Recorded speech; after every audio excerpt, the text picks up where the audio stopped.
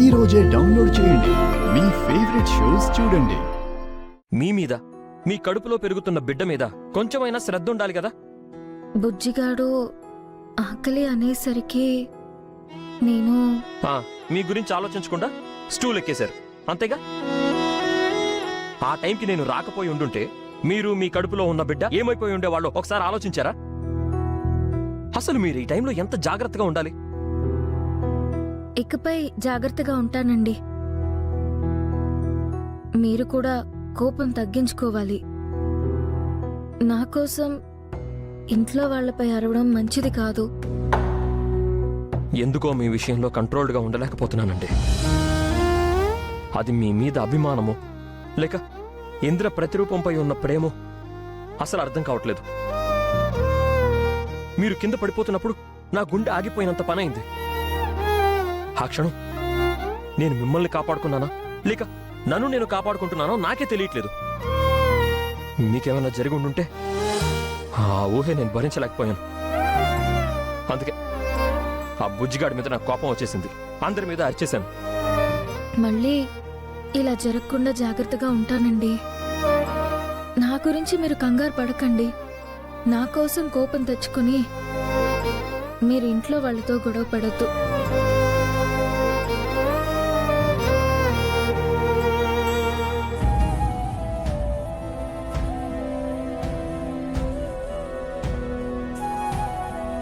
అటు చూడండి, మీరన్న మాటలకి బుజ్జి ఎంతలా ఫీల్ అవుతున్నాడో.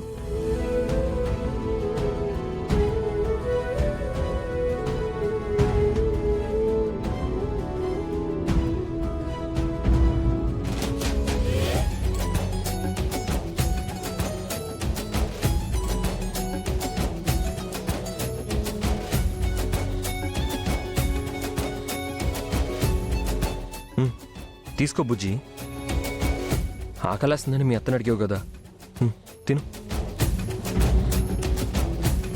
సారీ మావయ్య, అత్తకల అవుతుందని నేను అస్సలు అనుకోలేదు. సరేరా, నేనే నీకు సారీ చెప్పాలి. అత్త కింద పడిపోతుందన్న ఆలోచనలో నిన్ను అనకూడని మాటలని బాధ పెట్టాను. నేను అందుకు బాధపడట్లేదు మావయ్య. నా వల్ల అత్త పడిపోయి ఉంటే పాపం అత్తకి దెబ్బ తగిలుండేది కదా, అందుకు బాధపడుతున్నాను.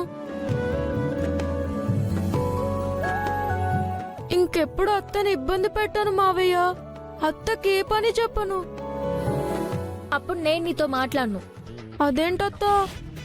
లేకపోతే ఏంటి బుజ్జి, మనిద్దరం ఫ్రెండ్స్ కదా. నీకు నేను హెల్ప్ చేయాలి, నాకు నువ్వు హెల్ప్ చేయాలి.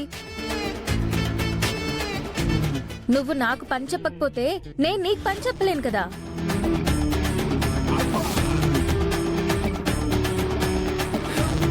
అవునరా బుజ్జి, ఇదిగో మళ్ళీ నేను మీ ఫ్రెండ్షిప్లో ఇంటర్ఫియర్ అవ్వను, ప్రామిస్. ఓకే, ఈ సున్నుండలు తీసుకో. థ్యాంక్ యూ మావయ్య. సరే, కోపం తగ్గింది.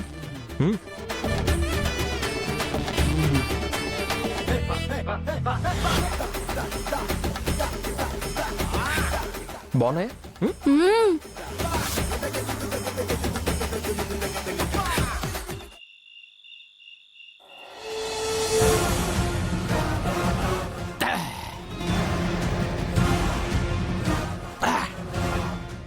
అన్నా అన్నా అన్నా అన్నా, ఆగరా.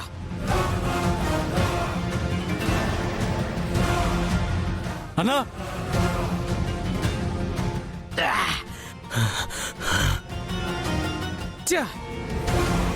రే, ఎంత తాగినా ఎక్కట్లేదు ఇందిరా.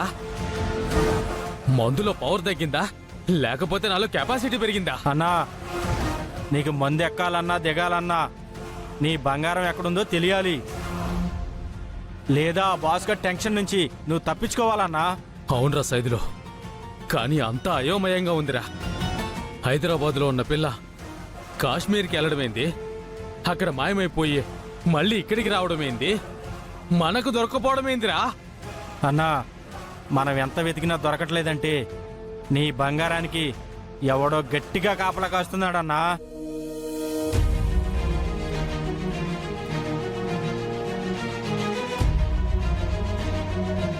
ఏదో ఒక బంగారు పంజరంలో పెట్టుకొని భద్రంగా చూసుకుంటున్నాడన్నా. కంటికి రెప్పలా కాపాడుకుంటున్నాడన్నా.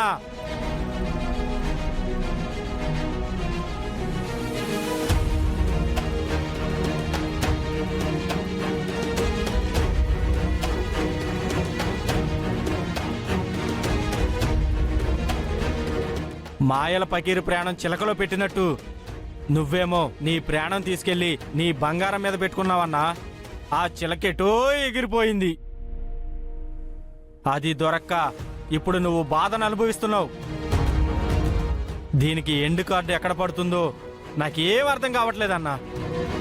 రేయ్, ఎప్పటికైనా దాన్ని దక్కించుకోవడమే నా జీవితానికి శుభం కాదురా.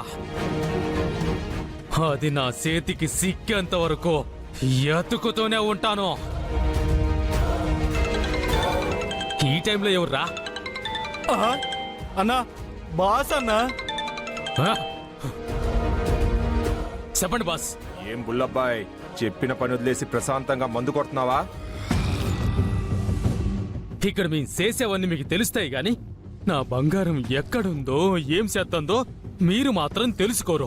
నన్ను మాత్రం వాయించేస్తారు. అందుకే కదా నిన్ను పెట్టుకుంది.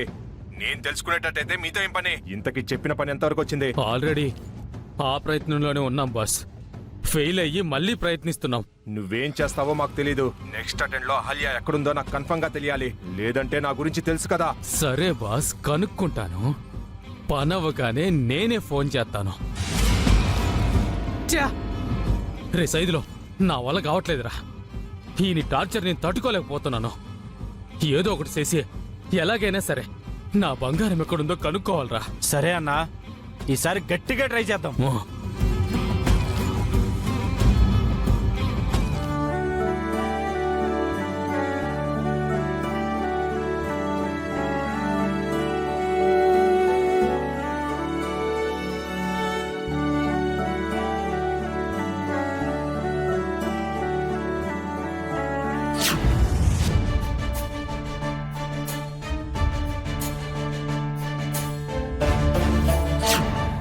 అత్తయ్య, మీతో ఒక విషయం చెప్పాలి. ఏంటది?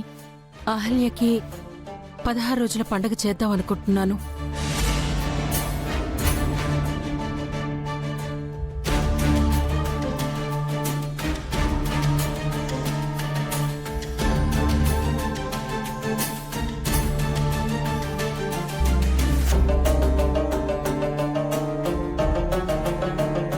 ఏంటి జరిపించేది? దీన్ని ఇంటి కోడలుగా మనం ఇంకా ఒప్పుకోలేదు. తను కోడలని నీ పాటికి నువ్వే నిర్ణయం తీసుకోకు. అమ్మా, గౌతమ్ ఆ అమ్మాయిని పెళ్లి చేసుకుని వచ్చాడు. వీడు తాళి కట్టాక ఆ అమ్మాయి కోడలే అవుతుంది కదమ్మా. ఆ పెళ్లిని మనం అంగీకరించలేదు. మనం ఒప్పుకోని పెళ్లికి 16 రోజుల పండగేంటి? ఏం వద్దు. నిజమే అత్తయ్య, మనము ఆ పెళ్లిని ఒప్పుకోలేదు. అహల్యని కోడలిగా అంగీకరించలేదు. కాని ఆ విషయం మనకు కూడా తెలుసు. కాని తన మెడలో పెరుగుతున్న పసుపు తాడికి తెలియదు కదా. తెలియకపోతే నష్టమేంటంట? 16 రోజుల పండగ చేయమని ఆ పసుపు తాడు అడిగిందా?